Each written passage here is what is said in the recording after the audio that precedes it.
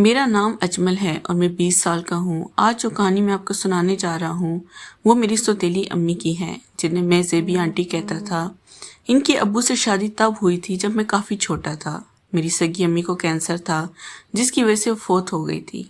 अब अब्बू को मेरी फिक्र लाहक हो गई थी कि कौन मेरा ख्याल रखेगा, क्योंकि मैं बहुत छोटा था। पर एक रोज़ अब्बू घर में एक जवान सी लड़की लेकर आए थे, जो मुझसे तो काफ़ी बड़ी थी, पर वो अब्बू से करीबन 20 साल छोटी थी। इन्होंने मुझे खूब सारा प्यार किया था, जिसकी वजह से मैं भी ज़ेबी आंटी के साथ काफ़ी अटैच हो गया। बचपन से ही मेरा लगाव इनके साथ बहुत ज़्यादा रहा है, क्योंकि अब्बू शाम होती ही ड्यूटी पर चले जाते थे, जिसकी वजह से मैं ज़ेबी आंटी के साथ ही सो जाता था। क्योंकि मेरे अबू चपरासी की नौकरी करते थे, तो इन्हें रात के वक्त ही बैठ जाना होता था। मैं बहुत छोटा, तकरीबन इस वक्त 9 साल का था। जब ज़ेबी आंटी वॉशरूम में नहाने के लिए जाती तो मुझे भी अपने साथ ले जाती, क्योंकि मैं बहुत तंग करता था और वो इसी डर से कि मुझे कुछ हो ना जाए हर वक्त मुझे अपने साथ ही रखती थी। दोस्तों, अगर मैं ये कहूँ कि मैंने ज़ेबी आंटी को बचपन से ही देखा हुआ था तो ये बात गलत नहीं होगी, क्योंकि मैं बचपन से इनके साथ रहता था और अब मुझे आदत हो गई थी। मैं 12-13 साल का हो गया जब एक रोज़ अब्बू को पता चल गया कि मैं ज़ेबी आंटी से ज़िद कर रहा हूँ कि वही मेरे कपड़े चेंज करेगी। तो अब्बू ने ज़ेबी आंटी को बहुत डांटा और इस बात से रोक दिया कि अजमल अब बड़ा हो गया है, इसे तुम्हारे बगैर ही सारे काम करने चाहिए, क्योंकि वो जवान होने वाला है, इसलिए ये गलत बात है। अब्बू की ये बात सुनकर मुझे बहुत अफसोस हुआ था, और तो और अबू पर बहुत ज़्यादा गुस्सा आया कि इनको इस बात से क्या तकलीफ़ है कि मैं ज़ेबी आंटी को हर वक्त अपने साथ रहने का कहता हूँ। मैं तो बचपन से इनके साथ रहा था और अपनी सगी अम्मा की जगह मैंने इन्हें ही देखा था। मुझे बहुत सुकून मिलता था। मैं ज़ेबी आंटी को बहुत गौर से देखता रहता था। मैं जिस स्कूल जाता था वो स्कूल काफ़ी बड़े लोगों का था, जिनके बिगड़े हुए बच्चे वहाँ पढ़ने आते थे और सबके दिमाग ख़राब करते थे। मेरा भी एक दोस्त बन गया था 10वीं जमात में। वो रोज़ ही मुझे एक मूवी देता। इसे देखकर मैं जल्दी बड़ा होने लगा था और मेरी सोच बदलने लगी थी। अब मैं ज़ेबी आंटी में वही हसीनाएं तलाश करने लगता जो मैं इन मूवीज़ में देखता था। इसी वजह से मैं बहुत कम उम्र में ही बड़ों वाली हरकतें करने लगा था। पर मैंने बात भी नोट की थी कि शायद ज़ेबी आंटी भी मुझसे दूर जाने का नाम नहीं लेती, क्योंकि जब सुबह मुझे उठाती थी तो इस अंदाज से मेरे जज्बात भड़कने लगते थे, और तो और इन्हें भी अब हर वक्त मेरे साथ रहने से सुकून मिलता था। मैंने ये बात भी नोट की कि रात के वक्त जब अब्बू वापस आते तो बहुत ज़्यादा अब्बू के लिए तैयार होती, लेकिन अब्बू इस वक्त थके हुए होते थे और इनको ठीक से वक्त नहीं दे पाते थे, क्योंकि अगले दिन ज़ेबी आंटी का चेहरा उतरा हुआ होता था। वो मुझे हर वक्त अपने साथ रखती।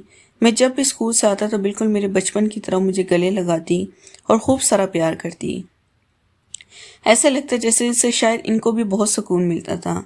पर अब जब अब्बू ने मुझे रोक दिया था कि मैं बड़ा हो गया हूँ और मुझे ये सब नहीं करना चाहिए, तो मैं इनसे दूर हो गया था। अब्बू अक्सर ज़ेबी आंटी को डांट दिया करते थे कि तुम भी क्या सारा दिन अजमल के साथ चिपकी रहती हो, ये मत भूलो कि ये अब जवान हो चुका है, तुम इसकी सगी माँ नहीं हो, इसलिए इसे खुद से दूर रखा करो। मगर फिर भी ज़ेबी आंटी की यह बात कभी नहीं मानती थी और मुझे हमेशा अपने पास रखती थी और अपने साथ ही सोने का कहती। मुझे यही बोलती थी कि तुम अपने अब्बू की बातों को ज़हन पर सवार मत करना।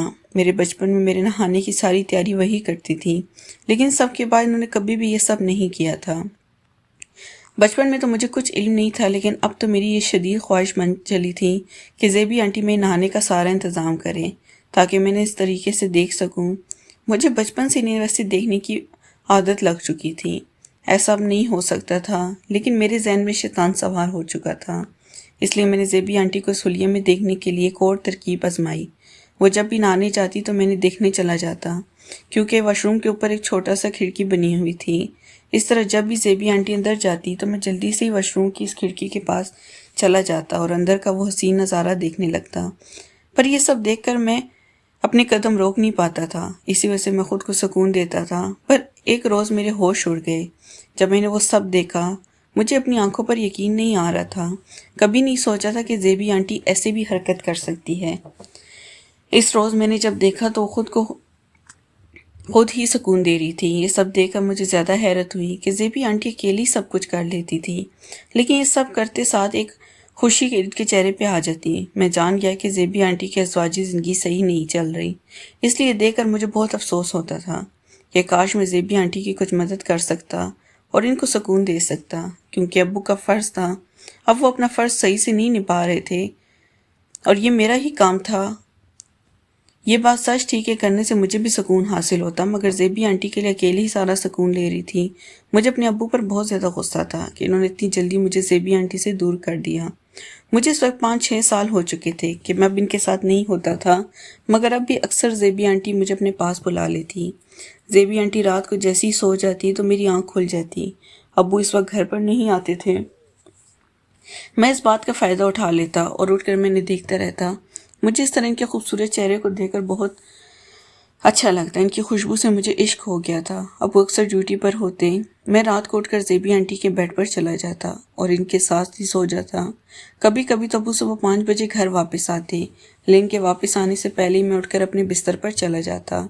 ایک رات میری آنکھ نہ کھلی، پھر اس رات میں سویا ہوا تھا تو ابو آ گئے۔ میں اپنے بستر پر جانا ہی بھول گیا۔ ابو مجھے زیبی آنٹی کے ساتھ دیکھ کر بہت زیادہ غصہ ہوئے اور زیبی آنٹی کو بہت زیادہ ڈانٹنے لگے، جس پر زیبی آنٹی بھی چپ نہ رہ پائی اور چیخ کر بولی، بچپن سے میں نے اجمل کو پالا ہے۔ وہ کہنے لگی، اجمل میرا بیٹا ہے، میں نے اسے پال پوس کر بڑا کیا ہے، آپ اس طرح سے اس کو ڈانٹ نہیں سکتے۔ اجمل میری اولاد کی طرح ہے، اس چھوٹی سی بات کی وجہ سے یہ غصہ ہو رہے ہیں۔ مگر ابو سے یہ بات بالکل بھی برداشت نہیں ہو رہی تھی۔ ابو زیبی آنٹی کو صحیح سے وقت نہیں دے پا رہے تھے کیونکہ وہ رات کے ٹائم نیند بالکل بھی نہیں لیتے تھے، جس وجہ سے وہ کمزوری کا شکار ہو گئے تھے اور ان سے زیبی آنٹی کا حق صحیح طرح سے ادا نہیں ہو پا رہا تھا۔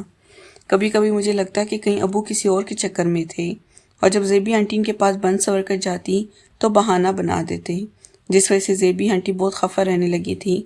اب تو مجھے بھی یہی لگتا کہ زیبی آنٹی اب کوئی اور راستہ تلاش کر رہی تھی تاکہ وہ اپنی بے سکونی مٹا سکیں، پر دوسری جانب ابو بھی یہ محسوس کر رہے تھے۔ ابو کو یہ بات بہت زیادہ ناگوار گزری تھی کیونکہ زیبی آنٹی دکھنے میں اب بہت ہی زیادہ جوان نظر آتی تھی، وہ بہت زیادہ خوبصورت تھی اور ابو کے اس طرح سے دور رہنے سے مرجھا سی گئی تھی۔ ابو مجھ سے بہت خفا رہنے لگے تھے، مگر مجھے ابو کی کوئی بھی پرواہ نہیں تھی، وہ غصہ کرے یا مجھے مارے۔ میں نے سوچ لیا تھا کہ مجھے کیا کرنا ہے، میں اب جلد سے جلد اپنا مقصد حاصل کرنا چاہتا تھا۔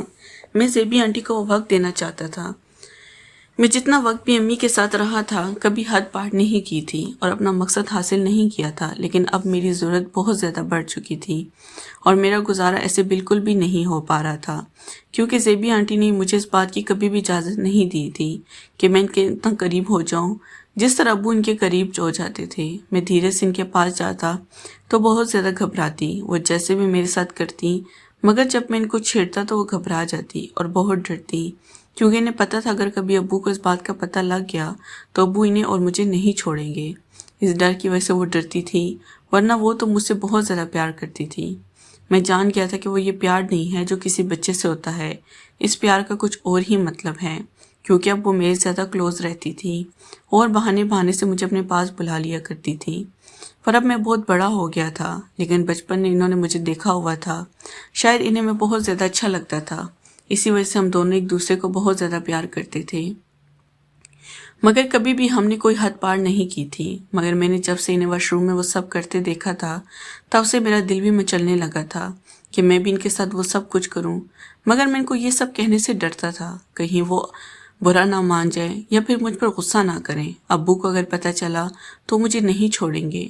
پھر میں نے سوچا تھا کہ ابو کی غیر موجودگی میں جب وہ ڈیوٹی پر چلے جاتے ہیں تبھی میں اپنا کام سر انجام دوں گا اور زیبی آنٹی کو کس طرح اس بات پر راضی کر لوں گا، کیونکہ ابو بھی ان کا حق ادا نہیں کر پا رہے تھے تو یہ حق ادا مجھے ہی ادا کرنا تھا۔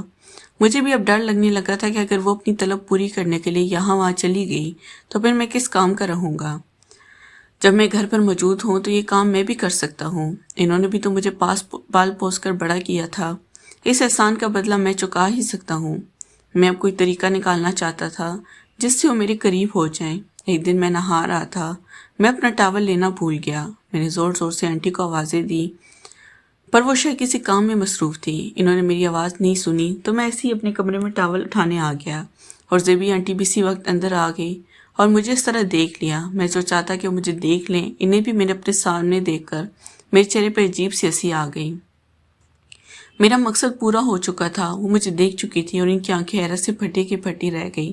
مجھے اس طرح دیکھ کر وہ حیران تھی اور پھر وہ مسکرانے لگی۔ میں شرما کر واش روم میں بھاگ گیا اب میرا مقصد پورا ہو چکا تھا، انہوں نے مجھے دیکھ لیا تھا، لیکن میں نے جیسے سوچا ویسے 100% بالکل بھی نہیں تھا۔ اب میں سوچنے لگا ان کو کس طرح سے اپنے قریب کروں۔ اسی دوران ابو کو ایک ہفتے کے لیے شہر جانا پڑ گیا۔ یہ بات میرے لیے کافی خوشی کی تھی، کیونکہ اب مجھے ایک چانس ملنے والا تھا جسے میں گنوانا نہیں چاہتا تھا۔ جس دن ابو گئے تھے اس دن میں بہت خوش تھا۔ اس طرح میں رات ہوئی بہانے سے زیبی آنٹی کے پاس چلا گیا۔ وہ تو فل نیند میں تھی، پر ان کے ساتھ جا کر بیٹھ گیا۔ کچھ دیر بعد میں بھی سونے کی ایکٹنگ کرنے لگا، لیکن میرے ذہن میں یہی تھا کہ جلد از جلد اپنے کام کو شروع کروں۔ یہی سوچ کر میں اپنا ہاتھ ان کی جانب بڑھانے لگا، پر اگلی لمحے زیبی آنٹی کی آنکھ کھل گئی۔ مجھے دیکھ کر کہنے لگی، اجمل بیٹا کیا پریشانی ہے؟ میں تو بہت ڈر گیا کہ اب میری خیر نہیں۔ نیکسٹ پارٹ کے لیے چینل کو لازمی سبسکرائب کریں۔ شکریہ۔